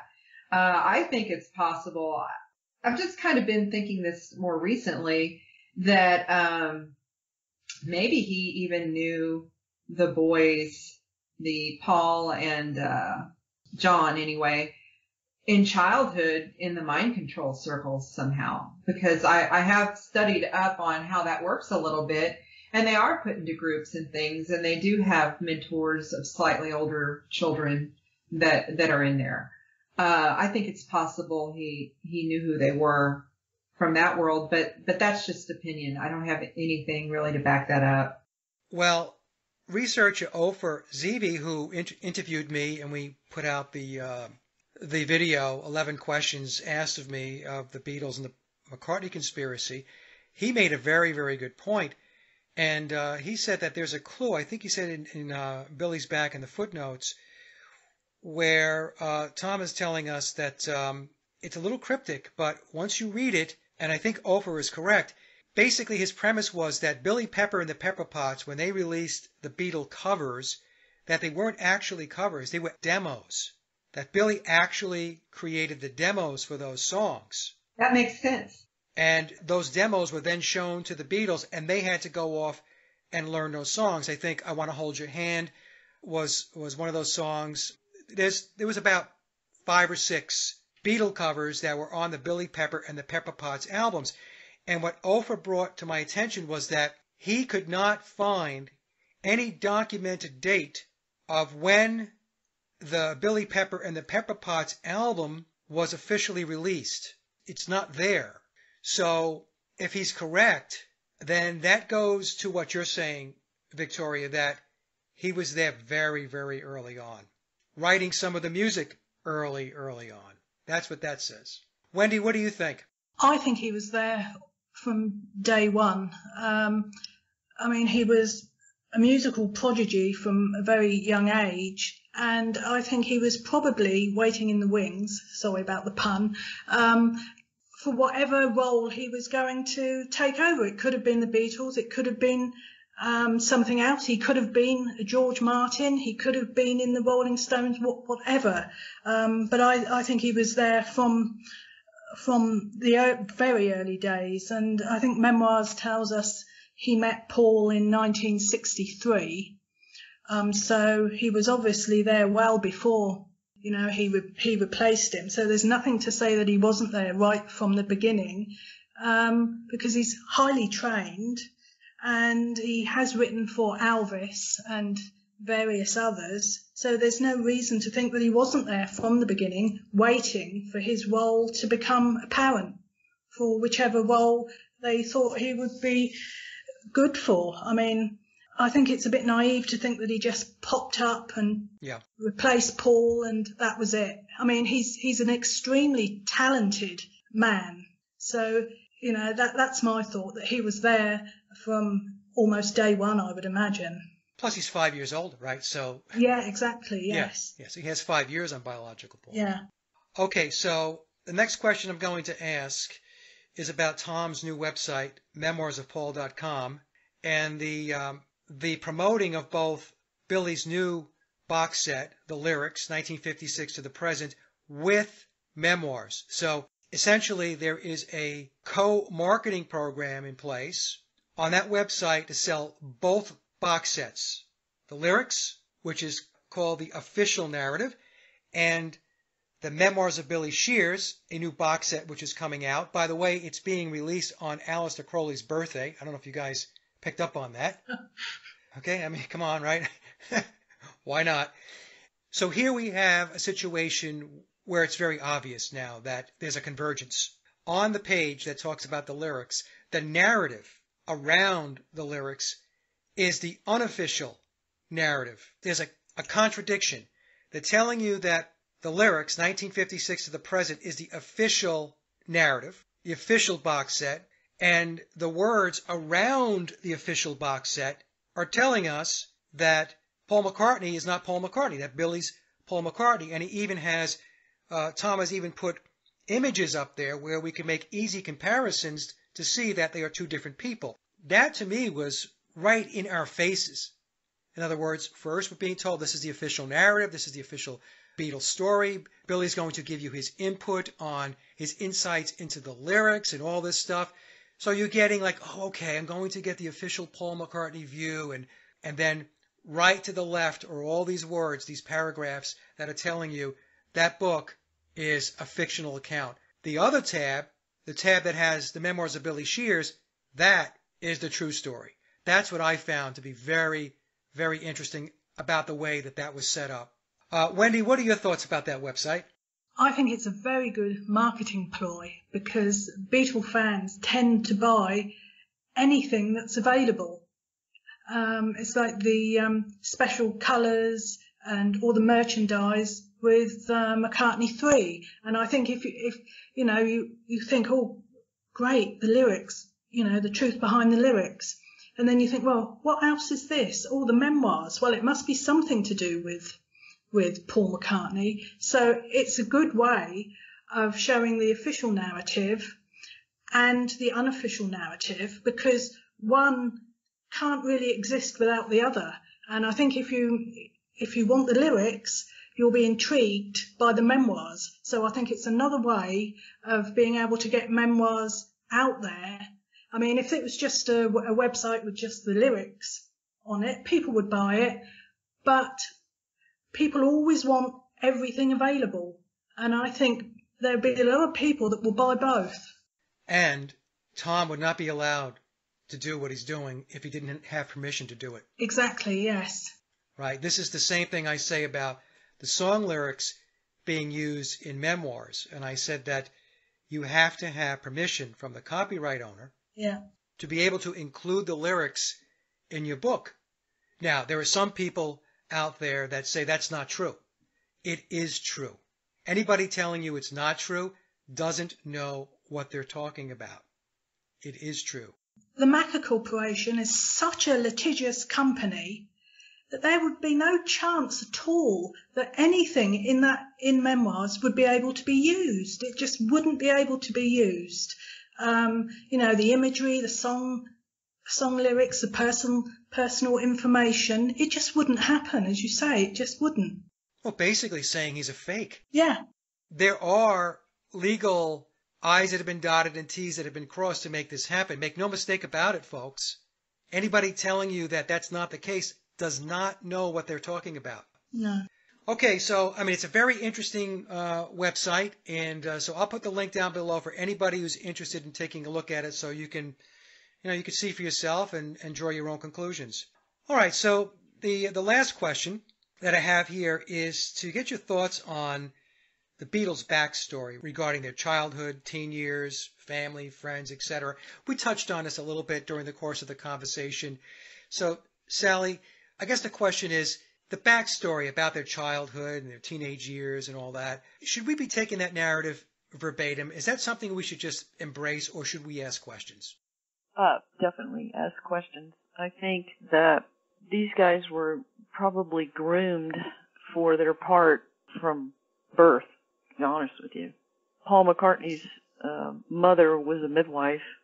I'm even venturing into the idea that maybe he's adopted and that he was adopted through his mom being a midwife. I think these kids were all groomed from the very beginning. You know, it's interesting because I have said this for a while now. I think and believe that it's very, very possible that they were all in mind control programs going back to when they were kids. Absolutely. And yeah, I do believe that. You know, there are some signs out there that this is the case. As an example, and I've mentioned this a couple of times. I know you ladies are familiar with this, but you know, we have images of the of biological Paul and George Harrison with bird cages over their heads. Well, bird cages are flat out Illuminati mind control symbolism.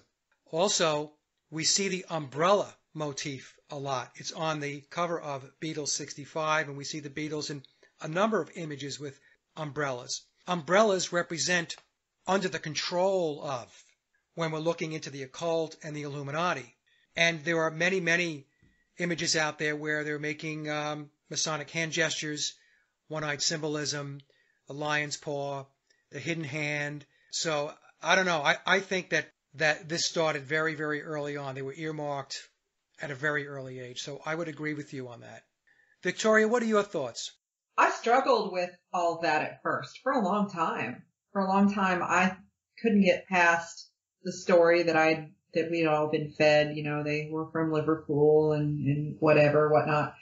But I think when I was reading one of the John books, and it talked about his mother being killed, and you know, it was an off-duty policeman or a policeman, and then the license plate number was, and it read it, and so just do a little math, and that reduces to 9/11. I was like, okay, that's not an accident. That didn't just happen. So then I realized, yeah, it goes back with these guys probably all the way to birth. Yeah, I think what is hard is they're not from influential families, so you automatically don't think that they're, you know, someone special. But if they were adopted or who knows? I mean, who knows where they really came from and what the real story was. But or if the story about their families is true, that's the thing. Stories about their families are true. And you'd think that there would be a lot of people that remember, you know, their families or whatever. But I agree. I think they were in mind control from the beginning, you know, from birth or very early ages. And I agree with Sallie. I'm not so sure Biopol.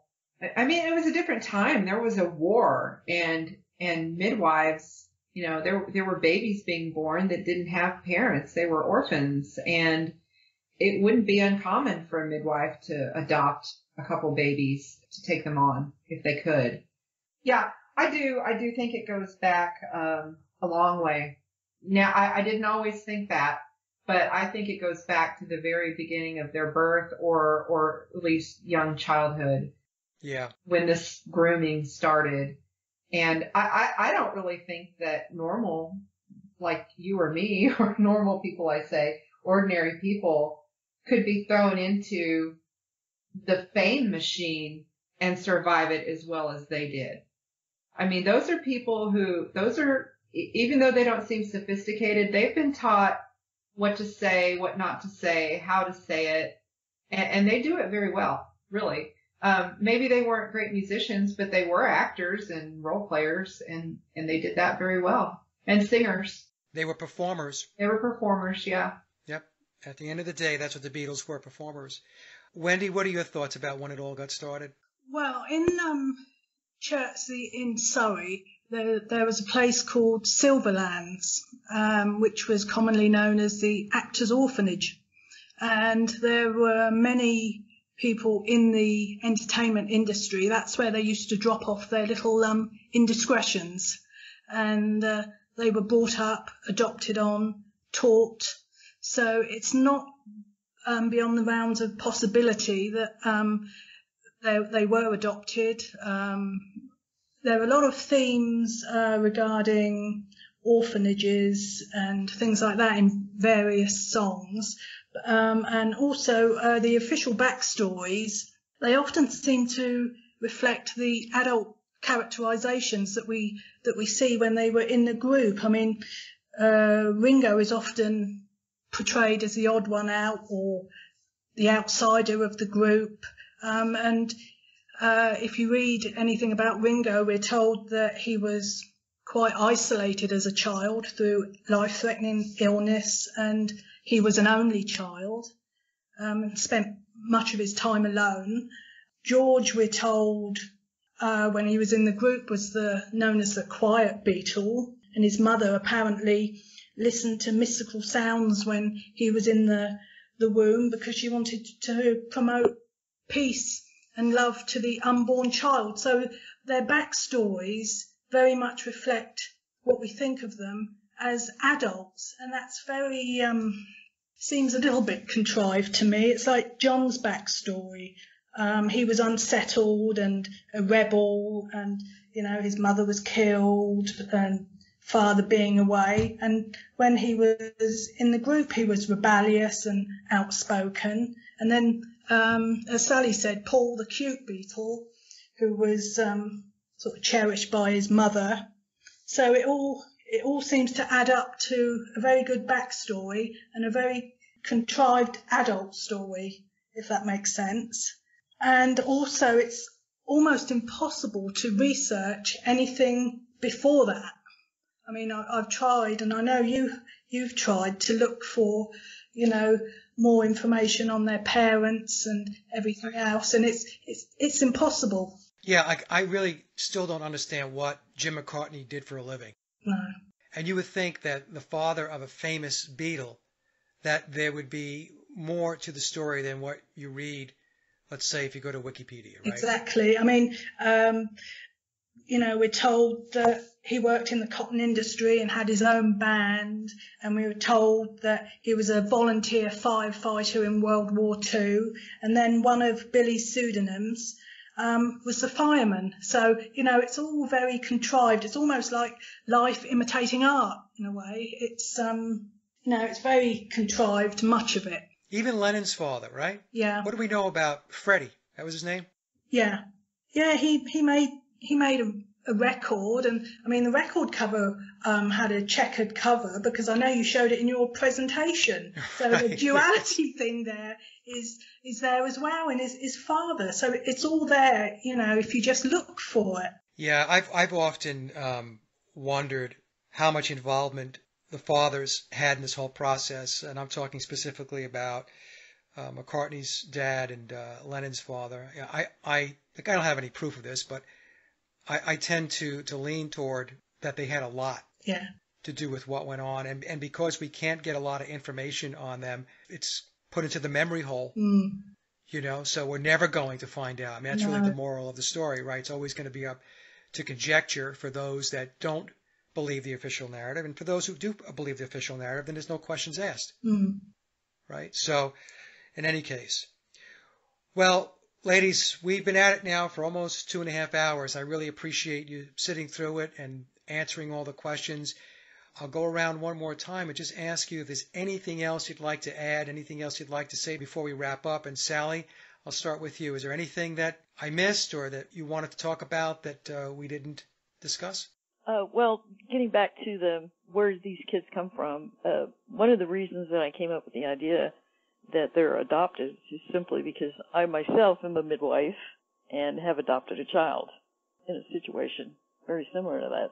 I have to say this group has done more for me. I have learned so much from all three of you, and I can't express my gratitude near enough. Well, the same here, Sally. We've learned from you as well.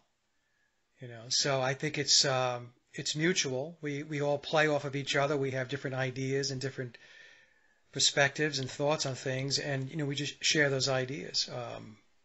I do want to ask you though, is Tom a real person? He sure looks like a real person. I still get people commenting and asking me if I'm Tom U. Harriet. I don't know what to do anymore. Well, you'd be pretty talented if you were keeping up Mike Williams and Tom E.U. Harriet as well.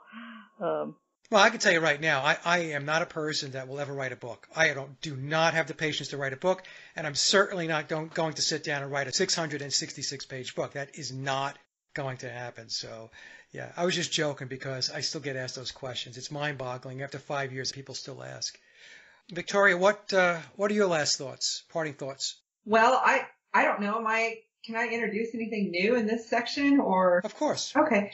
I just really like the idea I had back some weeks ago whenever I noticed that John started wearing the granny glasses, and that happened to be in September of '66. So in the movie The Lord of the Flies, which was released in 1961, there was a character named Piggy in the movie that wore granny glasses. Well, right about that time, you do see Bio Paul wearing them a few times, some of the colored photos, so you know they were later photos, wearing granny glasses. And then John starts wearing granny glasses in September of '66, not the early Beatles. It was the mid-65, 6 era, I think, where you start really seeing them. I'm just saying that these glasses start coming into movies and music, and you're seeing it's a fashion statement. Everybody said, oh, well, John wore them because he looked good in them.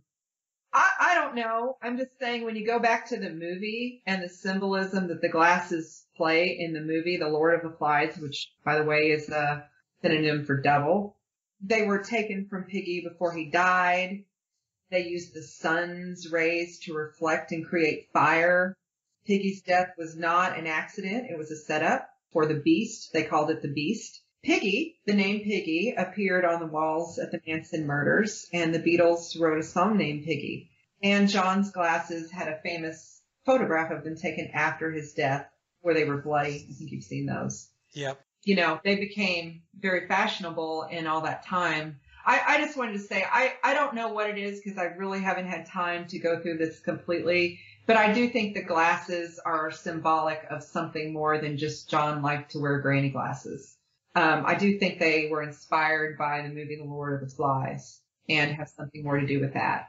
Okay, well, I did something where I thought that the glasses could very well have something to do with Ordo Templi Orientis, which was Crowley, right? So we have the granny glasses represent the O, and the O's, I should say, and where the nose piece of the glasses connect, and then John's nose represents the T, so O-T-O. I thought that could be possible. But your point is very valid too, because a lot of this stuff that revolves around the Beatles is this very esoteric stuff. It's like, I was just thinking about Peter Jackson, and didn't he do Lord of the Rings, right? Right, yeah. Lord of the Rings, Saturn has rings. And then I was thinking about Ringo Starr's name. Ringo Starr, a star with a ring. That would be Saturn. Well, it would also be a pentagram. Yeah. I want to thank all you guys for all the research. I have learned so much about esoteric stuff. I've learned about gematria, numerology, astrology, a lot about astrology in doing this research so that I can understand things. But you have to learn how to think like they think so you can understand what it is they're trying to say. Yep, that's the thing. If you don't try to understand how they think, you will not get it. Right. Wendy? Yeah, I was trying to think of the album. I can't think of the name of it. It's got a blue background, and Paul and Wings are sat with their legs dangling down, and it's very, very similar. Off the ground. Yeah, very, very similar to some mind control pictures, photos and artwork that we saw with the Podesta. Oh, okay. I can't think of what it is. I'll try and find it for later. Yeah, it's okay. If you find the Yeah. images, send them over to me, and I'll put them into the presentation so people can take a look. Yeah. Something else I think is just worth reiterating, that I think it's worth reading the books, not only if you're interested in the Beatles and the whole replacement theory and Billy, but it covers so many other subjects that are fascinating and that I hadn't heard of before I started reading the book. So even if you're not particularly a Beatles fan or a Wings fan or a Billy fan, it can open up so much more knowledge and to get you to look at other places for various pieces of information, as you said earlier. So it's not just music, is what I'm trying to say. You know, it's worth reading for the other subjects, you know, apart from, you know, the actual music industry. Yeah, no, I agree. It's a book that really opens up your mind to a lot of other things. You know, it starts with something that most people or many people would be interested in. And because of that, it pulls you in, and then, you know, you start to have the realizations that, oh, okay, hold on a second. So, I mean, at the very least, you would think to yourself, if they're lying about this, what else are they lying about? Exactly. Yes, indeed. Right? So, I mean, this is a feel-good story, the Cinderella story of the Beatles and all that stuff, and then you realize, uh-oh, this is not, you know, what I thought it was. Okay. So you would take a step back and start looking at other aspects of reality. Well, ladies, I want to thank you so much for doing the second roundtable. I think we covered a tremendous amount of ground, and I think that the audience is going to love it. And that'll wrap it up for this discussion. Thank you so much for coming on and joining me.